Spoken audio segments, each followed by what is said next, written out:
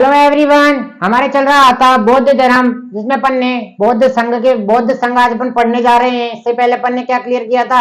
जो गौतम बुद्ध ने सिद्धांत दिया था वो, और उनकी प्रारंभिक जर्नी या उनकी प्रारंभिक यात्रा के बारे में। ठीक है, आइए बौद्ध संघ पे चर्चा को चालू करते हैं और चीजों को समझने का प्रयास करते हैं। लेकिन उससे पहले, चर्चा को चालू करने से पहले आप दो शब्द को देखिए। एक तो आता है चैत्य और दूसरा आता है विहार।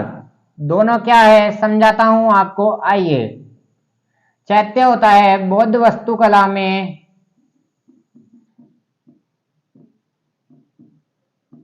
इसका अर्थ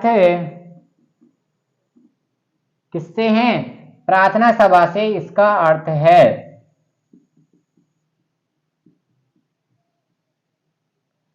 तो देखो, चैत्य जहां भी आएगा ना, बहुत बार ऐसे सवाल पूछता है चैत्य संबंधित है, तो आपको क्या लिखना है? प्रार्थना सभा से संबंधित है। चैत्य किससे संबंधित है? प्रार्थना सभा से संबंधित है। और आता है विहार, यह बौद्ध भिक्षुओं का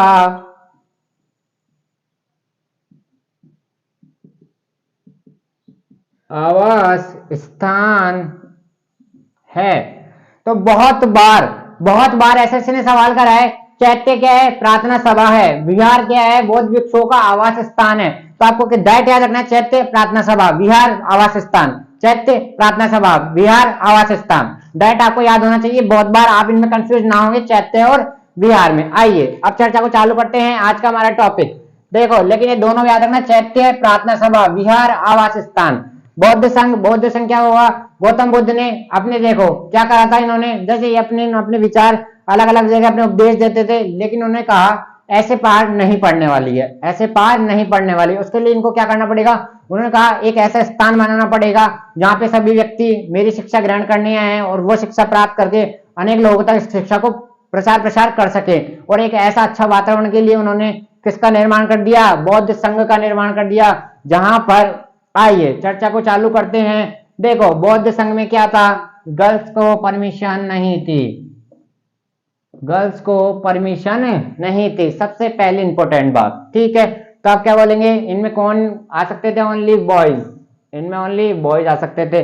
और बॉयज के लिए भी एज लिमिट कितनी थी? 15 वर्ष से ऊपर होना चाहिए। 15 वर्ष से नीचे का कोई भी इसमें एंट्री नहीं कर सकता था। तो सबसे पहली बात, बौद्ध संघ क्यों बनाया ये मैं आपको बता चुका हूं, सॉरी।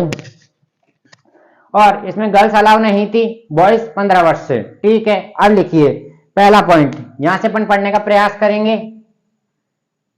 एक वर्ड आता है उपसंपदा। यह वर्ड क्या है?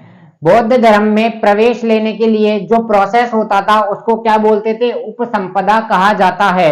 बौद्ध संघ में प्रवेश लेने के लिए जो प्रक्रम होता है, जो प्रोसेस होता है, उसको क्या कहा गया? उपसंपदा कहा गया। इस बात का आप लोग ध्यान रखेंगे। तो वर्ड का डायरेक्ट याद रखना है। डायरेक्ट आपसे ऐसे सवाल पूछता है उपसंपदा क्या है, तो आपको याद होना चाहिए प्रवेश लेने के लिए कुछ शर्तें हैं, नियम है। ठीक है, आइए अब बात करते हैं। गर्ल्स इसमें अलाउ नहीं थी, तो इनकी प्रथम महिला शिष्या कौन थी? बौद्ध संघ, गौतम बुद्ध की प्रथम महिला शिष्या, इस बात का आप लोग ध्यान रखना है। प्रथम महिला शिष्या कौन थी? इनकी मौसी, जिन्होंने इनका पालन पोषण किया था, प्रजापति गौतमी जी, यहाँ पे इनकी प्रथम महिला शिष्या थी। मैंने आपको कल भी जब भी पढ़ाया था कि प्रजापति गौतमी जी का स्टार मार्क लगा के इस नाम को याद रखना। वह नाम क्यों जरूरी था? क्योंकि बौद्ध संघ में एंट्री लेने वाली प्रथम महिला कौन थी? बौद्ध संघ में एंट्री लेने वाली प्रथम महिला थी प्रजापति गौतमी जी, पहली महिला जिन्होंने बौद्ध संघ में प्रवेश लिया और गौतम बुद्ध से शिक्षा प्राप्त की। यहां से आप लोग ये पॉइंट को याद रखेंगे। ठीक है, आइए देखो, प्रवेश लेने के लिए न्यूनतम आयु कितनी थी? 15 वर्ष। इस बात का आप लोग यहाँ से ध्यान रखेंगे। आइए देखो, अब यहाँ से दो वर्ड आते हैं। बौद्ध धर्म है ना, दो भागों में बट गया। उन बौद्ध धर्म के जो अनुयायी थे ना, गौतम बुद्ध के जो अनुयायी थे ना, अनुयायी, देखो यहाँ लिखते हैं अपन, अनुयायी दो भागों में बट गए थे। अब कैसे बट गए थे? एक तो हो गए भिक्षुक और एक हो गए उपासक। अब दोनों का मतलब समझाता हूं। भिक्षुक क्या होते हैं, उपासक क्या होते हैं? भिक्षुक मतलब जो अपना गृह त्याग सब छोड़ दिया, बस हमको तो ओनली हमारे बौद्ध धर्म से मतलब है और हमें इसका प्रचार प्रसार करना है, और हमें और निर्माण क्या है हमारा, दोनों में प्राप्ति तो क्या है, लक्ष्य तो दोनों का मोक्ष प्राप्ति है। लेकिन इसमें क्या होता है, आदमी अपना घर बार सब छोड़ देता है, अपना पारिवारिक सांसारिक मोह सब छोड़ देता है। उपासक में क्या होता है, परिवार में रहकर ही वह बौद्ध धर्म के नियमों का पालन करता है, परिवार में रहकर ही वह बौद्ध धर्म के नियमों का पालन करता है। तो भिक्षुक और उपासक में आपको अंतर याद होना चाहिए। आइए और बात करते हैं आगे। देखो नोट डाल के लिखना, राजवैद्य जीवक को बिंबिसार ने किसके, बुद्ध की शरण में भेजा था उनकी देखभाल करने के लिए। तो बहुत बार सवाल पूछा है एसएससी ने, राजवैद्य जीवक को किसने भेजा था, बिंबिसार ने। बिंबिसार कौन था, हर्यक वंश के संस्थापक कौन है, बिंबिसार है। उन्होंने किसके लिए, भगवान बुद्ध की देखभाल के लिए किसको भेजा था, राजवैद्य जीवक को भेजा था।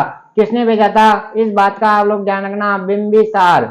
और बिंबिसार कौन है, हर्यक वंश का संस्थापक है। कौन है, हर्यक वंश का संस्थापक है। यहां तक के पॉइंट क्लियर हो गए।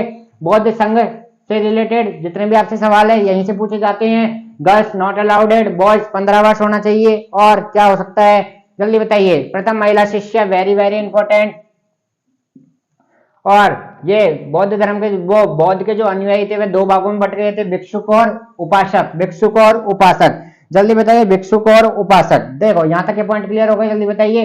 और एक और आपसे यहां से पॉइंट अपन याद रखेंगे, त्रिरत्न किसे कहा जाता है, बौद्ध धर्म में त्रिरत्न किसे कहा गया। आइए देखो, बुद्ध प्लस धम्म प्लस संघ, ये तीनों मिलके क्या बनाते हैं, त्रिरत्न बनाते हैं। बहुत बार सवाल पूछा गया, सीजीएल टीयर 2 तक का सवाल है। त्रिरत्न संबंधित है, बुद्ध प्लस धम्म प्लस संघ से संबंधित है। आज का टॉपिक आपको कैसा लगा हमें जल्दी बताएं, और हमारे टेलीग्राम से अधिक जुड़े। ऐसे चैनल को प्यार देता रहिए। पीपीटी प्राप्त करने के लिए इनके साथ मिलते हैं। कल अपन पढ़ेंगे बौद्ध सभाएं, बौद्ध संघ, जितने भी अपन ने इससे रिलेटेड और भी टॉपिक आएंगे वो बौद्ध ग्रंथों के बारे में पढ़ेंगे। ऐसे चैनल को प्यार देते रहिए। थैंक यू, धन्यवाद।